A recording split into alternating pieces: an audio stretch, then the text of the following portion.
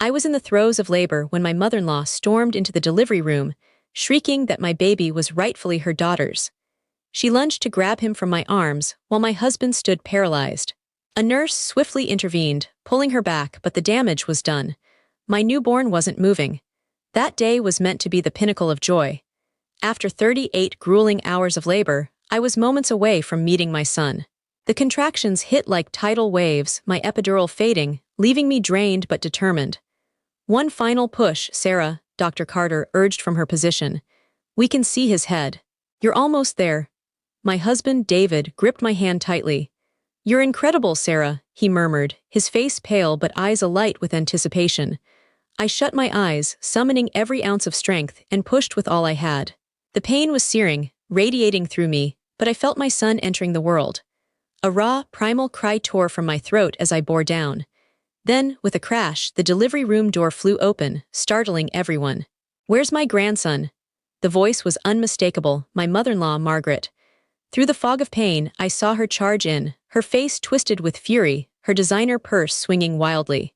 A nurse tried to block her path, shouting, "Ma'am, you're not allowed in here." But Margaret was a hurricane, unstoppable. Wealthy and accustomed to control, she was a commanding presence, but I'd never seen her this unhinged. Her usually impeccable silver hair was a mess, her makeup streaked with tears. "That's my daughter's child," she screamed, pointing at me. "You stole him from her." The room went quiet, save for the steady beep of the fetal monitor. Even Dr. Carter froze, her hands poised to catch my baby. "Mom, what are you saying?" David finally croaked, his voice thick with confusion. "You need to leave." Now, but Margaret ignored him, her wild eyes locked on the space where my son was emerging. "Clara told me everything," she spat, referring to David's ex-girlfriend from years ago. "You trapped my son, got pregnant when he still loved her." Dr. Carter snapped into action. "Security to delivery room 3, she said into the intercom, her voice steady. Then to me, "Sarah, focus, push now. Your baby needs to come out." I tried to block out the chaos, but Margaret was closing in on the bed. "David, stop her," I begged, but my husband stood frozen, his face a mask of shock. Then I felt it, the final release as my son fully entered the world. Silence followed, no cry. Dr. Carter clamped and cut the cord swiftly. "Nurse, take the baby," she ordered, her tone urgent. But before the nurse could act, Margaret lunged, screaming, "That's Clara's baby." Her manicured nails reached for my newborn, still slick from birth. Her diamond ring grazed his fragile skin as she tried to wrench him from the doctor's grasp. "Security!" Dr. Carter shouted again. A nurse, surprisingly agile, wedged herself between Margaret and the doctor, blocking her. "Step back, ma'am," she commanded firmly. But it was too late. In the struggle, my son slipped from the doctor's hands, falling a short distance onto the padded delivery table. The room went deathly quiet. My baby wasn't crying. He wasn't moving. "He's not breathing," Dr. Carter said, her voice clinical. She hit the emergency button. "Code Blue, Delivery Room 3, neonatal team now."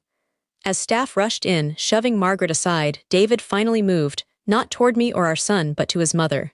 "Mom, what the hell are you talking about, Clara?" he demanded, his voice breaking. I couldn't believe it. Our son was lifeless and David was questioning his ex. The world spun. Black spots clouded my vision. The last thing I saw before fainting was my tiny, still son being whisked away by doctors while David held his sobbing mother. When I came to in the recovery room, the harsh fluorescent lights intensified my throbbing headache. For a moment I was disoriented. Then it hit me, my baby. I tried to sit up, pain shooting through my body. A nurse gently pressed me back. "Mrs. Thompson, you need to rest. You've lost a lot of blood."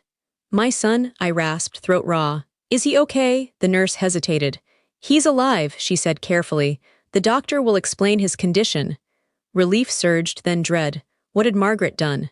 I must have dozed off because when I opened my eyes, David was beside me, looking haggard, his eyes red. "Sarah," he whispered, reaching for my hand. It was clammy. I pulled away. "Where's our son? What happened?" His face crumpled. "He's stable on a ventilator. When he fell," his voice cracked. "There's brain swelling. They're doing everything they can." "When he fell," I snapped. "You mean when your mother tried to steal him and he was dropped?" David flinched. "It was an accident, Sarah. Mom didn't mean." "Don't defend her," I hissed, rage fueling me. "Where is she? Did they arrest her?" He looked at his hands. "She's at home. She's not well, Sarah. She had a breakdown. She really believed." "I don't care what she believed. I struggled to sit up, ignoring the pain. She tried to take our son and you just stood there. Tears filled his eyes. I'm sorry. I was in shock. Get out, I said, trembling. Get out now and tell them I want to see my son. After he left, I collapsed, my mind racing. What had Margaret meant about Clara and frozen sperm?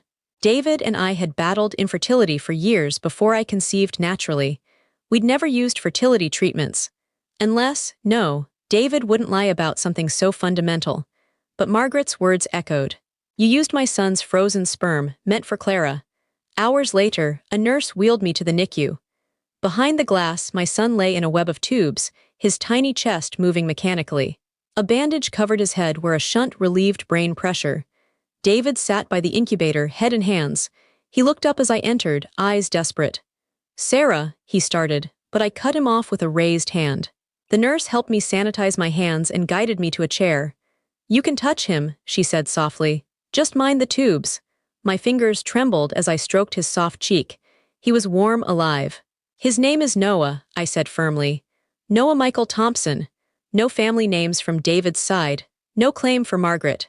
Exhaustion overwhelmed me, and the nurse insisted I return to my room. Margaret's accusations gnawed at me, so I called my father, someone I hadn't spoken to in years due to his disapproval of David. Sarah. His voice was cautious but alert.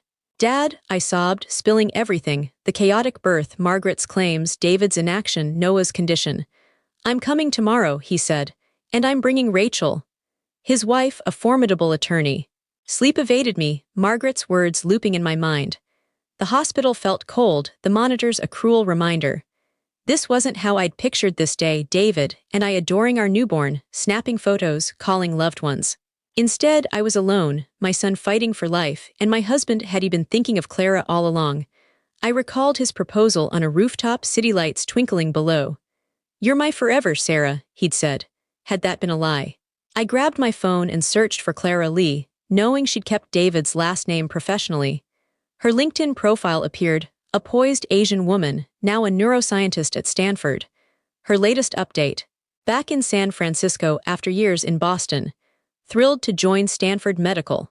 Clara had been gone, but now she was back, just as I gave birth. I found an article about her research on infant brain development, funded by the Thompson Family Trust, led by Margaret. My hands shook. Margaret had stayed connected to Clara all these years. A nurse interrupted, saying David had gone home to change but would return. Seizing the chance, I dressed, pain be damned, and slipped out when the nurses were distracted. I took an Uber to the Thompson estate in Nob Hill, a glowing mansion despite the late hour. I trudged up the driveway, dizzy but driven by fury. The housekeeper, May, gasped at the sight of me. Mrs. Sarah, you shouldn't be here. Where's Margaret? I demanded, pushing past her. In her office with Mr. David and Dr. Clara. I stormed to the study, a room I loathed, filled with Thompson family accolades, none featuring me. The door was ajar, voices spilling out. I shoved it open. 3 heads turned, Margaret in her grand chair, David on a stool, and Clara on a couch, elegant and composed. Sarah, David stood. You should be in the hospital. So should you, I shot back. With our son who's fighting because of your mother. Margaret's eyes narrowed. You dare come here after what you've done? I laughed bitterly. What I've done? You nearly killed my child. My child, Clara said softly. Biologically at least. The room stilled. I stared at her, then David, waiting for him to deny it. He didn't. What is she talking about? I demanded. David stepped forward. Sarah, I can explain. Then explain, I snapped. He glanced at Margaret, who nodded. You know we struggled to conceive, he began. The doctors said my sperm count was low. I remember, I said. 3 years of trying. What you don't know, he continued, is I had the same issue with Clara. We planned to have kids, so I froze samples before my count dropped. I felt slapped. And you never told me, he looked ashamed. I didn't think it mattered. Those samples were for Clara. When we split, I thought they were destroyed. You didn't think, Clara cut in. You promised they'd be destroyed. So they still exist, I asked, dread rising. What does this have to do with Noah? Silence. Margaret spoke. Last year at our gala, you drank too much and rested in a guest room. Remember? I nodded, recalling feeling off after waking, blaming the wine. What did you do? I whispered. Nothing unjustified, Margaret said. Clara returned from Boston and reconnected with David. They still had feelings. I looked at David, who avoided my gaze. Is that true? We met for coffee, he admitted. Just to talk, nothing happened. Don't lie, Clara said. We slept together, once. Then you said you couldn't leave Sarah. The room spun. I gripped the doorframe. So you used David's frozen sperm to get me pregnant as revenge? Clara shook her head. I didn't want kids. That was David's dream. It was my idea, Margaret said coldly. Clara told me about their affair. I knew David was unhappy with you. When I learned the samples existed, I saw a chance. If you were pregnant, David would stay out of duty, but the child would be Clara's biologically. I felt sick. You used Clara's eggs and David's sperm. Not quite, Clara said. Your egg, David's sperm. Dr. Larson did it while you were sedated. My gynecologist, recommended by Margaret. That's assault, I said. A crime. It was for the family, Margaret dismissed. You failed to produce an heir. You knew, I turned to David. Not until after, he whispered. Mom told me when you got pregnant, I thought it was a miracle. It was a crime, I shouted. You all violated me. No one will believe you, Margaret said. Dr. Larson altered your records. You signed consent forms. I remembered the stacks of forms, trusting David to handle them. Why tell me now? I asked. Why the hospital scene? Clara stood, touching David's arm. I changed my mind. Seeing David again reminded me what we could have. The baby was meant to be ours. While I vanished. David would divorce you, Margaret said, after a period of mourning. You planned to kill me. No, David said quickly. No one was going to hurt you. No one answered what the real plan was. Their silence said enough. You're all monsters, I said, backing away. My father and Rachel are coming. She's a lawyer. You won't tell anyone, Margaret said. Not if you want Noah. His birth certificate isn't filed. One call and David's name vanishes. You'll be a single mother with no Thompson's support. Prove he's David's, Margaret taunted.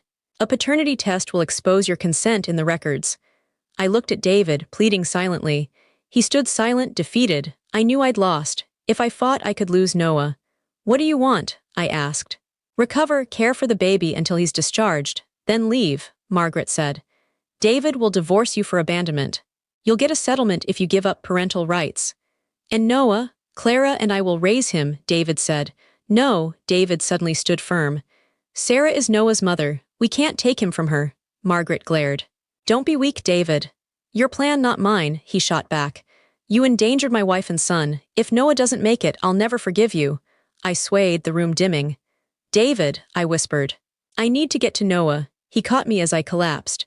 Call 911, he shouted. Mother, we're done. 6 months later, I sat in Rachel's polished office, Noah bouncing on my lap. My son was thriving, his scar barely visible under his dark hair. Are you sure? Rachel asked, sliding a lawsuit against Margaret, Clara, and Dr. Larson, charges of assault, malpractice, and conspiracy. I'm sure, I said. They need to pay, David nodded. It's right. I hadn't forgiven David, but he was trying therapy, moving us to a new apartment, cutting ties with Margaret. The criminal case was moving forward, with evidence to charge all three. A year later in court, the judge ruled, guilty on all counts: conspiracy, assault, medical battery. Margaret, Clara, and Dr. Larson got 12 years each. Outside, reporters swarmed. Mrs. Thompson, how do you feel? One asked. It's Sarah Taylor now, I said. It feels like justice. 5 years later, I watched Noah play at a park, his laughter echoing. He defied every grim prognosis. A bright, vibrant kindergartner. The scar on his scalp was his only physical reminder, though nightmares hinted at deeper trauma. David and I had tried to salvage our marriage, but the betrayal was too deep. We divorced amicably, sharing custody, focused on Noah. Mind if I join? David asked, appearing beside me. Sure, I said, making room. How's the startup? Growing, he said. Mom's lawyer called, she wants to see Noah. No, I said firmly. Agreed, he replied. Noah ran over, beaming. Mommy, Daddy, I climbed the slide. David swung him up. Amazing, buddy. Later, David suggested dinner at an Italian place. They have those garlic knots you love. Noah tugged my hand. Please, Mommy. I hesitated, then smiled. Okay. 1 scoop of ice cream, though. As we walked, I realized the past didn't have to define us. Noah was my joy, and that was enough.